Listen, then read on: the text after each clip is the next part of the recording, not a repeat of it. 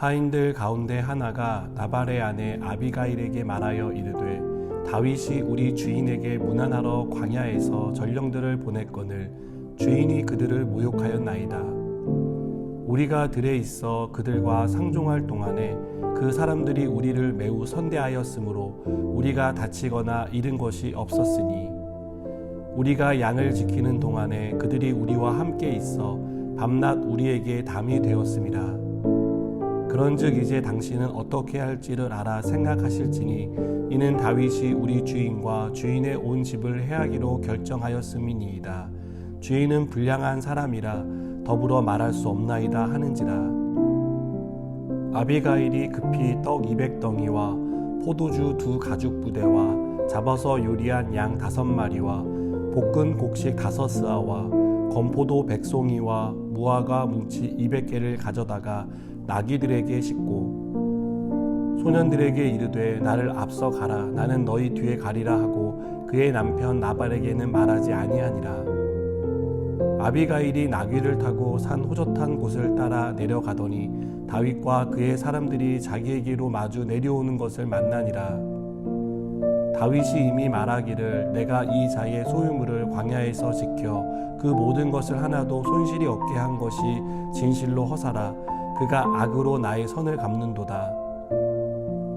내가 그에게 속한 모든 남자 가운데 한 사람이라도 아침까지 남겨두면 하나님은 다윗에게 벌을 내리시고 또 내리시기를 원하노라 하였더라.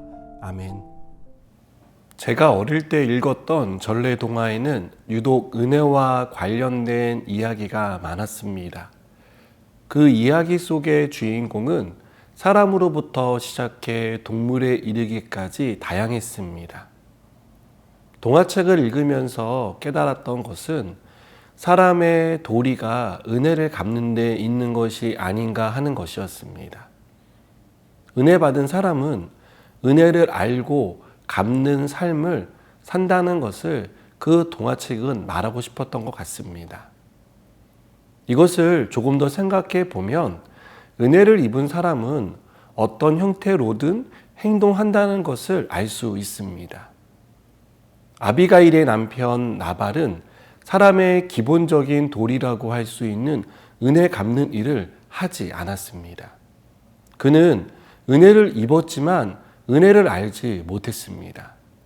그래서 은혜를 갚아야 할 기회를 스스로 버렸습니다. 성경은 이런 나발의 행동에 대해서 그가 완고하고 행실이 악한 사람이었기 때문이라고 설명합니다.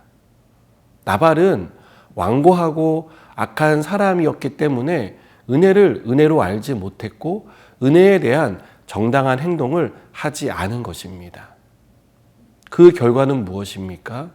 다윗의 분노를 사게 된 것입니다. 다윗은 나발의 무례함과 파렴치함에 가만히 있을 수 없었습니다.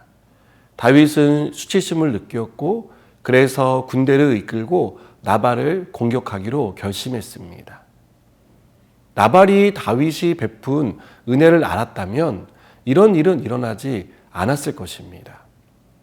다윗과 좋은 관계를 맺었을 것이고 계속해서 다윗의 보호 아래에 양과 염소를 키울 수 있었을 것입니다. 그나마 다행이었던 점은 나발의 아내 아비가일은 나발과 달리 총명하고 지혜로운 사람이었다는 것입니다. 아비가일의 지혜가 빛나는 부분은 하인이 다윗이 자신들에게 어떻게 대해줬는지를 말했을 때 즉각 행동에 나섰다는 것입니다. 아비가일은 다윗이 자신들을 위해 남몰래 수고한 얘기와 자신의 남편이 이렇게 수고한 다윗을 모욕하고 수치심을 주었다는 얘기를 듣고 가만히 있지 않았습니다. 급히 음식을 준비하고 그 음식을 가지고 다윗을 찾아갔습니다. 아비가일이 이렇게 한 것은 다윗이 단지 두려웠기 때문이 아닙니다. 다윗이 베푼 은혜를 알았기 때문에 그 은혜에 대한 정당한 행동을 한 것입니다. 여러분, 은혜를 아는 사람은 가만히 있지 않습니다. 아니, 가만히 있을 수 없습니다. 우리가 주님을 위해 물질을 드리고 또 시간과 몸을 들여 봉사하는 이유는 하나님이 우리에게 베풀어 주신 은혜 때문이지 않습니까? 우리가 받은 은혜가 크기에 그 은혜에 대해서 우리가 무언가 하지 않으면 안 되겠다는 생각이 들어서 반응하는 것입니다. 아들을 주심으로 우리를 죄에서 구원해 주신 하나님의 사랑을 생각할 때마다 우리는 그 은혜를 베푸신 하나님께 감사한 마음과 그 감사에 대한 반응으로 우리에게 주신 것을 주님께 올려드리는 것입니다. 복을 받기 위해서 무언가를 드리는 것이 아니라 복을 받았기 때문에 주신 복에 감사하는 마음으로 드리는 것이라고 믿습니다.